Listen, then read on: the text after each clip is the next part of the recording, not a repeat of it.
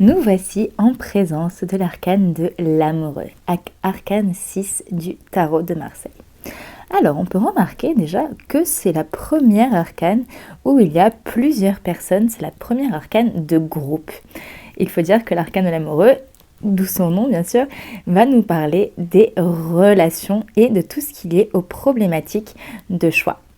On peut remarquer, et c'est assez intéressant de voir que les personnages, donc le plan matériel, le plan terrestre, prend les 2/3 de la carte, là où le plan spirituel représenté par l'ange représente lui le dernier tiers.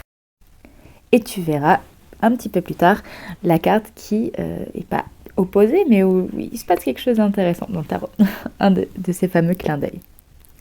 Alors, donc, on a ces 3 personnages au premier plan. On retrouve notre battleur qui s'est transformé du coup dans le personnage de l'amoureux qui est au centre du jeu, entouré de 2 femmes finalement qui visiblement le veulent. Alors après, il y a plein d'interprétations possibles, hein, bien sûr. On ne sait pas si ce sont 2 amantes, si c'est sa mère et sa femme ou sa copine, si c'est... Voilà. Toutes les hypothèses sont possibles. En tout cas, on voit sur le plan céleste Cupidon. Donc, le message du tarot ici, c'est que le plan céleste choisit pour nous finalement de qui on tombe amoureux. On ne choisit pas de qui on tombe amoureux. C'est le divin finalement qui tire sa flèche directement dans le cœur de l'amoureux et qui fait que on va tomber amoureux d'une personne.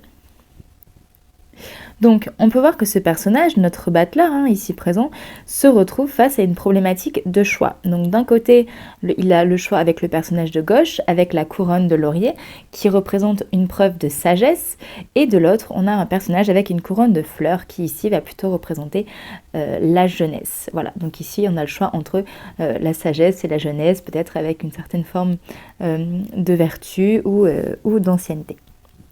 On peut voir que les pieds du battleur, de l'amoureux, sont rouges. Et donc, ça veut dire qu'il est capable de marcher, d'avancer dans le monde et qu'il y a un chemin à faire.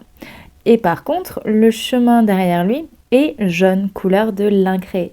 Donc, il n'a pas encore décidé sur quel chemin il allait se lancer. Il y a encore tout qu'il reste à faire quand on est amoureux. Alors, en termes de signification, l'amoureux est avant tout l'arcane des relations, de la famille, de la communauté, des groupes, du public. Voilà, tout ce qui va avoir un rapport avec le relationnel. C'est une arcane qui va représenter l'affect, la douceur, la gentillesse, l'attention que l'on porte aux autres. Elle nous parle de l'amour. Mais c'est également une carte de doute et d'indécision dans sa part négative, en tout cas plutôt défavorable, puisqu'on voit que l'amoureux est pris entre 2 femmes, donc il y a 2 choix, 2 possibilités. Il va devoir faire confiance à son intuition et suivre la voie de son cœur, qui est ici représenté par Cupidon, l'ange au-dessus de la carte. Donc le personnage va être frappé par la flèche de Cupidon pour tomber amoureux. Et on ne le voit pas venir finalement, l'amour est piloté par le destin. Tomber d'ailleurs n'est pas forcément lié à l'amour, c'est peut-être un stade où on s'illusionne et où on comble ses besoins. Donc l'amoureux peut aussi nous parler de tout ce qui va être dépendance affective. L'ange nous met sur le chemin avec ou contre notre volonté. Donc il y a un travail à faire avec la personne, c'est pour ça que l'on tombe amoureux. L'amour donc n'est pas dû au hasard, mais bien à une attraction alchimique finalement de 2 êtres qui doivent vivre, comprendre et apprendre sur eux par le biais de l'autre finalement. On remarquera, donc c'est également le premier ange que l'on rencontre dans le tarot, que tous les anges sont représentés en gloire avec des rayons et qu'ils irradient de l'énergie comme un soleil. Donc cette carte de relation nous propose de choisir entre sagesse et vertu, plutôt le personnage de gauche, et jeunesse et beauté, la personnage de droite. Donc les 3 personnages ne sont pas conscients que le choix est déjà fait, que les choix terrestres se décident en haut. On n'est pas conscient du plan spirituel sur le plan terrestre. Si on regarde bien, les 3 personnages se regardent eux, mais ne regardent pas Cupidon qui est en haut. Voilà ce que cela signifie. C'est-à-dire que en amont, nos guides, nos anges, le plan spirituel décident beaucoup de choses pour nous et qu'on, d'une certaine manière, on croit avoir notre libre arbitre, mais qu'en fait, il y a beaucoup de choses qui se décident à notre insu.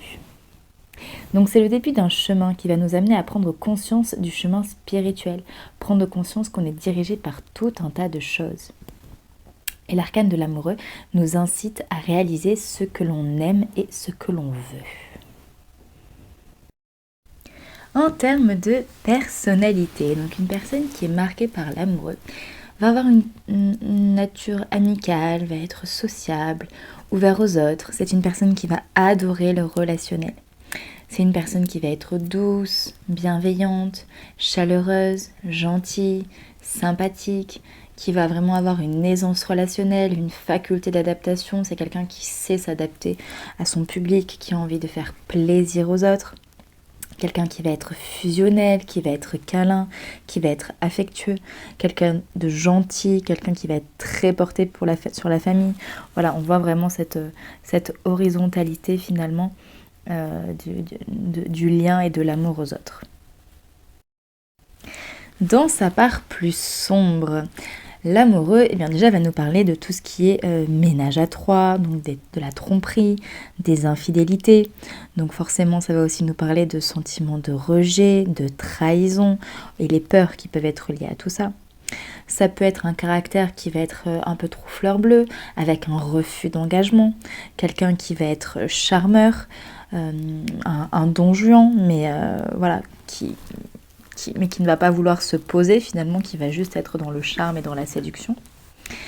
Ça peut être quelqu'un qui est dans le doute excessif aussi, parce qu'on a vu que l'amoureux pouvait représenter le doute, le choix, l'indécision, en tout cas le fait de devoir prendre une décision. Et donc là, il peut avoir un manque de confiance en soi, un problème de positionnement, des choix qui sont indécis et qui peuvent mener à une forme de stagnation du coup. Ça peut être quelqu'un qui va être méfiant et qui, voilà, on va avoir toutes les thématiques qu'on a avec le rejet, l'exclusion, les sentiments non réciproques. Ça va également nous parler de la dépendance affective. Ça peut être quelqu'un de frivole, qui peut piquer des colères aussi, qui peut avoir un tempérament explosif, enfantin. Parce qu'il faut savoir que le doute mène à la colère. Donc s'il y a trop de doute, eh bien, ça peut mener à ce côté explosif de la colère. Ça peut être quelqu'un qui veut prôner sa liberté et qui ne veut pas s'engager, du coup qui va refuser de faire une famille ou qui va refuser d'avoir un engagement sentimental stable.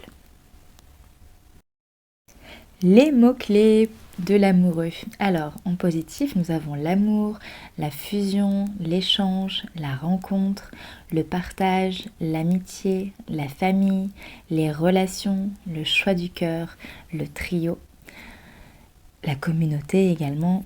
Et en négatif, nous avons les doutes, l'hésitation, la tromperie, la dualité, l'abandon, le ménage à trois, les difficultés relationnelles.